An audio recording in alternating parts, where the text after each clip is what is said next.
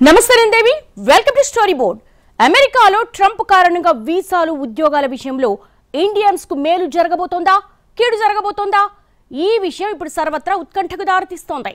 వలసలపై Trump సొంత పార్టీలోని భిన్నాభిప్రాయాలు, రకరకాల పరిణామాలు మరింత గందరగోళానికి తావిస్తున్నాయి.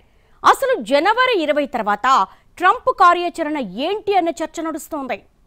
వైట్ హౌస్ లోకి ఇంకా ట్రంప్ రాకముందే కాకరేగుతోంది. వీసాల విషయంలో రోజుకు వార్త గుబులు పుట్టిస్తోంది. ట్రంప్ కంటే make America great again MAGA ఉద్యమకారులు ఎక్కువ రచ్చ చేస్తున్నారు. అమెరికాలో ఉంటున్న భారతీయులు, ముఖ్యంగా విద్యార్థులు ఎప్పుడు ఏం జరుగుతుందోనని భయపడిపోతున్నారు. భారతీయుల డాలర్ కలలు కల్లలు కాబోతున్నాయి. H1B వీసాల ద్వారా యుఎస్లో ఉన్నతోద్యోగాలు చేయాలనుకునే వారికి కొత్త అడ్డంకులు పెరగనున్నాయి.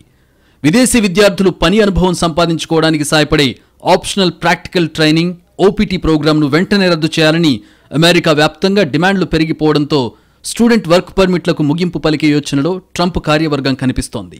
అమెరికాలో వృత్తిపరమైన అనుభవం కోసం విదేశీ విద్యార్థులు F1 వీసాల ద్వారా OPT ప్రోగ్రాంలో చేరతారు.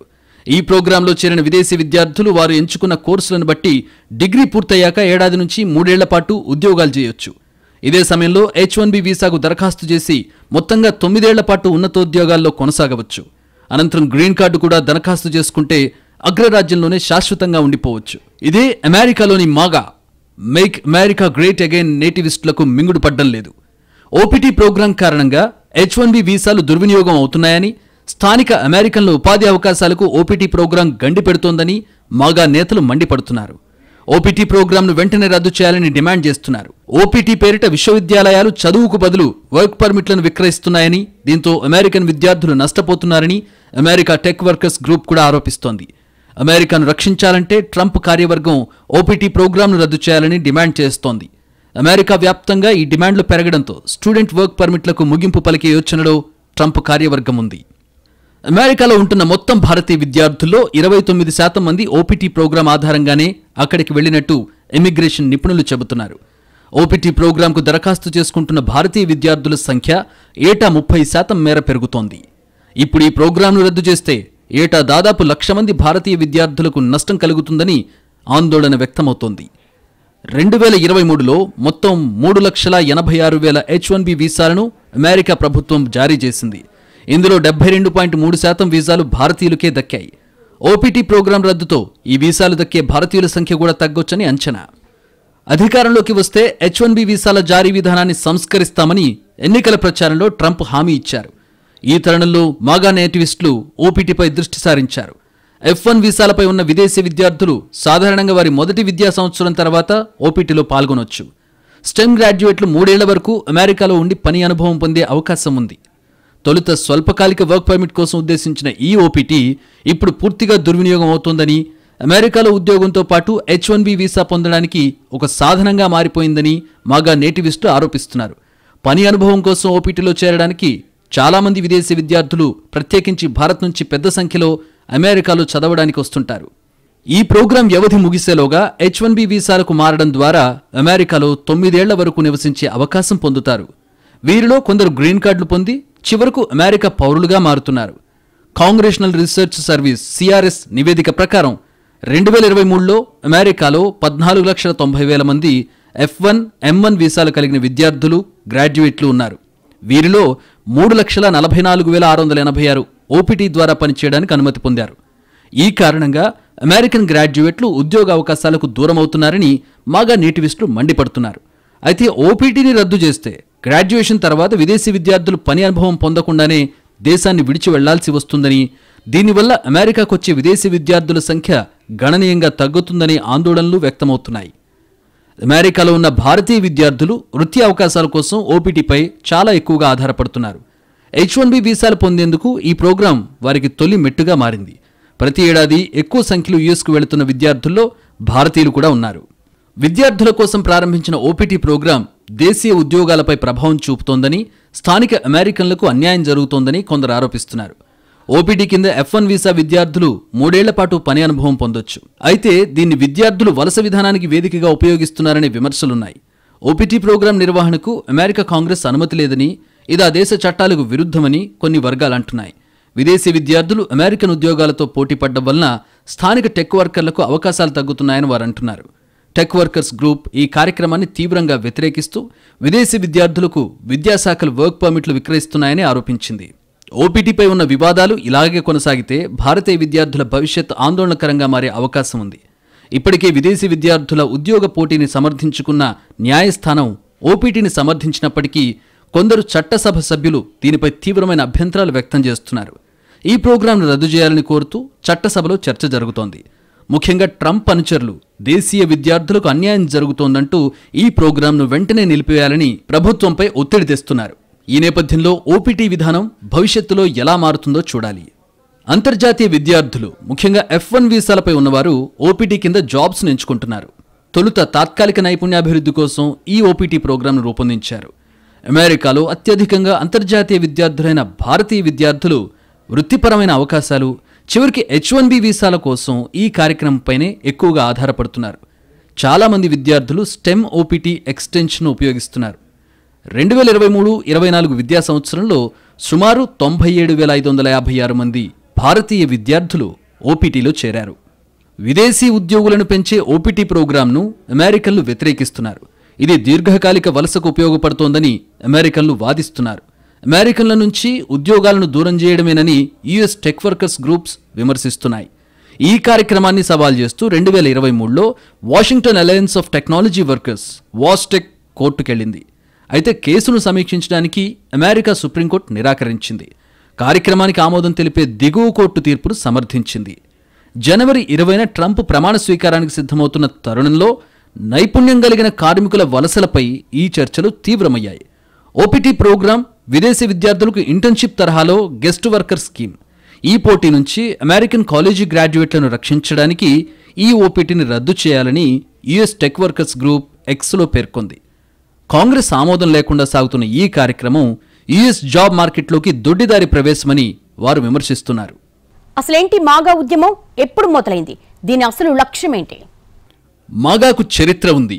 ఇది సహస్రాబ్ది ప్రారంభంలో 9/11 తీవ్రవాద దాడి, ఆర్థిక సంక్షోభంతో ప్రారంభమైంది. కొన్నేళ్లకు ఆర్థిక మాంద్యం అమెరికాని దెబ్బతీసింది. బరాక్ ఒబామా 2008లో యుఎస్కు మొదటి శ్వేత జాతీయేతర అధ్యక్షుడిగా ఎన్నికయ్యారు. ఈ తరుణంలో అమెరికా సమాజంలో దేశ గుర్తింపు, ప్రయోజనం, వాదనల గురించి తీవ్ర విభజన ఏర్పడింది. ఈ మదన ఫలితమే మాగా ఉద్యమం. ప్రపంచ వాణిజ్యం అమెరికన్ తయారీని నాశనం చేసింది. దాని శ్రామిక వర్గాన్ని పేదరికంలోకి నెట్టింది. 2010 నాటికి చరిత్రలో యుఎస్లో జరిగినట్లుగా ప్రస్తుత తరం మునుపటి కంటే మెరుగైన జీవితాన్ని మంజూరు చేయలేకపోయింది. భారతీయుల విజయాన్ని అమెరికాలోని కొందరు తెల్ల జాతీయులు జీర్ణించుకోలేకపోతున్నారు. భారతీయుల తెలివైన చర్యల్ని సహించలేకపోతున్నారు. 1958లో కేవలం 12,000 మంది భారతీయులు మాత్రమే ఉన్నప్పుడు లోకల్ అమెరికన్లకు ఇండియన్స్ విచిత్రంగా కనిపించేవారు. ఇప్పుడు భారతీయులు అమెరికాలో ప్రాముఖ్యత సంపాదించుకున్నారు. అమెరికా జనాభా సుమారు 33 కోట్లు అనుకుంటే వారిలో 1.5% భారతీయులు. అయినా సరే వారు పెద్ద పెద్ద కంపెనీలకు సీఈఓలు, శాస్త్రవేత్తలు, అంతరిక్ష యాత్రికులు, ఒపీనియన్ మేకర్లు, నాయకులు, ప్రజాప్రతినిధులుగా ఎదుగుతున్నారు. అత్యధిక సగటు ఆదాయాన్ని సంపాదించే జాతుల్లో మొదటి వరుసలో ఉన్నారు మనవాళ్లు. ట్రంప్ మాగా బృందానికి నాయకత్వం వహిస్తున్న తెల్ల జాతీయవాదులకు ఈ విషయాలేవి మింగుడు పడ్డం లేదు. వర్ధమాన దేశమైన భారత్ నుంచి దాడి జరుగుతోందని మాగా ఉద్యమకారులు ఆరోపిస్తున్నారు. నిజానికి అమెరికా వలసల దేశం. అటువంటి చోట ఈ తరహా సంకుచిత ఆందోళనలు మొదలు కావడం, దానికి పాలకులు మద్దతు ఇవ్వడం, తరచూ ఇండియన్ అమెరికన్లపైన, భారతీయ విద్యార్థులపైన దాడులు జరగడం మామూలైపోయింది. కొత్త సంవత్సరం రాక సందర్భంగానూ మాగా ఉద్యమకారుల కార్యాచరణ చర్చనీయాంశమైంది. మాగా ఉద్యమకారులకు ట్రంప్ ఆశాకిరణంగా కనిపిస్తున్నారు. ఆయన తొలిసారిగా అధ్యక్షుడైనప్పుడు కూడా వీరు హల్చల్ చేశారు. మొన్నటి ఎన్నికల ప్రచారంలోనూ ట్రంప్ వెనుక ర్యాలీ అయ్యారు. ట్రంప్ వలసలపై ఉక్కుపాదం మోపుతాననడం వీరికి కొత్త ఉత్సాహాన్నిచ్చింది. వలసదారుల వల్లే స్థానిక అమెరికన్ల జీవన ప్రమాణాలు పడిపోతున్నాయనే వాదనను వీరు విజయవంతంగా తెరపైకి తీసుకొచ్చారు. చివరకు ఉద్యోగాల్లో పోటీతత్వం కూడా వద్దు, అన్నీ మాకే కావాలనే విపరీత మనస్తత్వం ఏర్పడింది. ఇప్పుడు వలసల విషయంలోనూ ట్రంప్ కంటే మాగా ఉద్యమకారులే ఎక్కువ రచ్చ చేస్తున్నారు. H1B వీసాలైనా, ఓపీటీ అయినా ఏ మార్గంలోనూ విదేశీయులు అమెరికాలో తిష్టవేయడానికి అనుమతించొద్దని డిమాండ్ చేస్తున్నారు. ఇప్పటికే అరాచకం సృష్టిస్తున్న మాగా ఉద్యమం ట్రంప్ అధ్యక్షుడిగా బాధ్యతలు చేపట్టాక ఏ మలుపు తీసుకుంటుందోననేది ఆందోళన కలిగిస్తోన్న అంశం.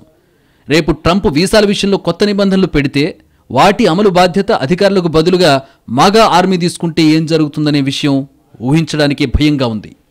ఇప్పటికే అమెరికాలో ఉంటున్న విదేశీయులపై మాగా ఆర్మీ అనధికారిక నిఘా పెట్టింది. ఎవరి దగ్గర ఏం లొసుగులున్నాయో ఆరా తీస్తోంది. ఇరుగు పొరుగుగా స్నేహంగా ఉంటూనే ఎక్కువగా సమాచార సేకరణకే ప్రాధాన్యమిస్తోంది. దీంతో ఎవరు మాగా ఆర్మీ సభ్యులో కాదో తెలియక విదేశీయులు కన్ఫ్యూజ్ అవుతున్న దుస్థితి.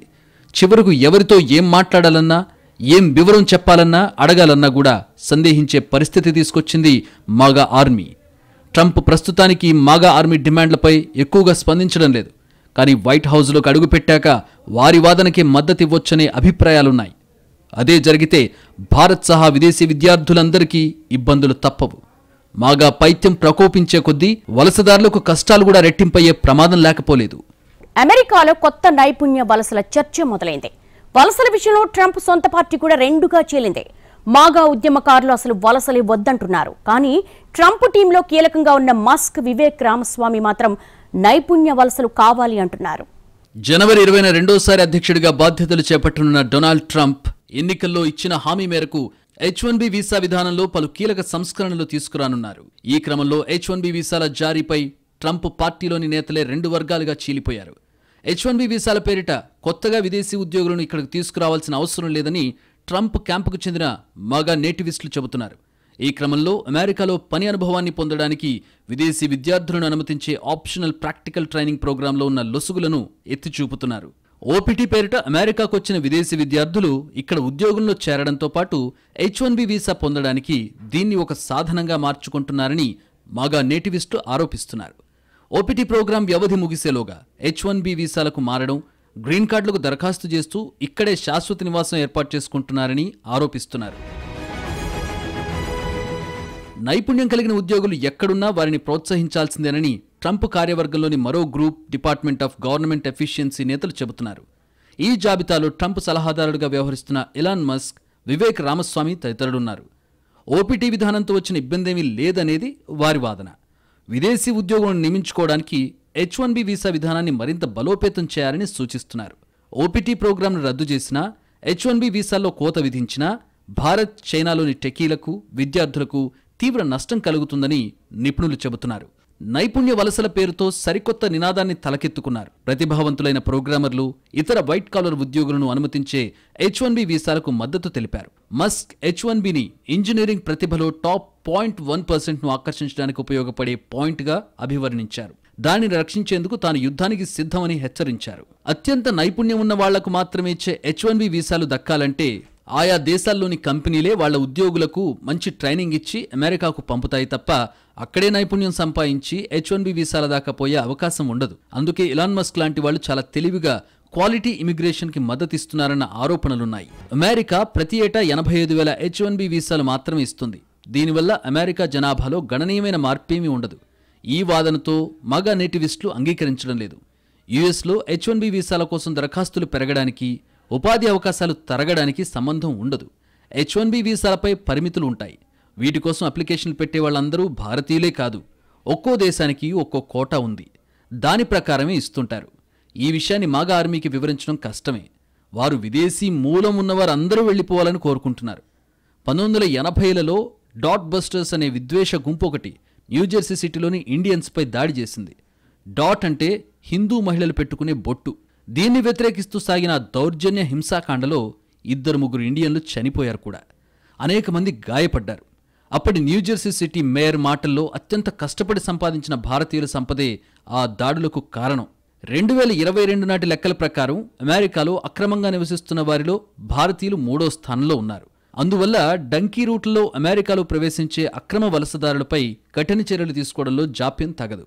భారతీయ అమెరికన్లు కూడా అక్రమ వలసదారులపై ఉక్కుపాదం మోపాలని కోరుతున్నారు. అంతేగాని మాగా పైత్యంతో మొత్తంగా వలసలే వద్దనడం సరికాదనేది వారి వాదనగా ఉంది.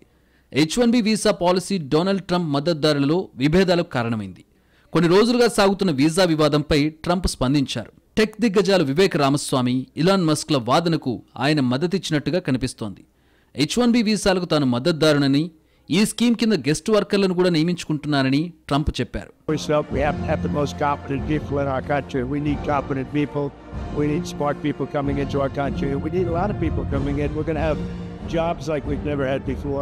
అయితే గతంలో H1B వీసా విధానంపై ట్రంప్ విమర్శలు చేశారు. ఇంతకుముందు అమెరికా అధ్యక్షుడిగా ఉన్న సమయంలో H1B వీసాలను ఆయన పరిమితం చేశారు. నైపుణ్యం కలిగిన విదేశీ ఉద్యోగులను H1B వీసాలతో నియమించుకోవాలని యుఎస్ కంపెనీలు నిర్ణయించుకోవడానికి అమెరికన్ సంస్కృతే కారణమని వివేక్ రామస్వామి ఆరోపించారు.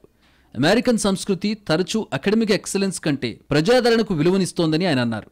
విదేశాల నుంచి వచ్చి ఇక్కడ ఉద్యోగాలు చేస్తున్న వారే యుఎస్ ఆర్థిక వ్యవస్థను ముందుకు తీసుకెళ్తున్నారని వివేక్ వాదించారు. గణితంలో రాణించే విద్యార్థిని కన్నా ఒక్క ప్రామ్ క్వీన్ను కొనియాడే మన సంస్కృతి, క్లాస్ టాపర్ కన్నా మంచి సెలబ్రిటీ ప్లేయర్లను ఆదరించే మన సంస్కృతి గొప్ప ఇంజనీర్లను సృష్టించలేదని వివేక్ ఉదాహరణలతో సహా చెప్పారు.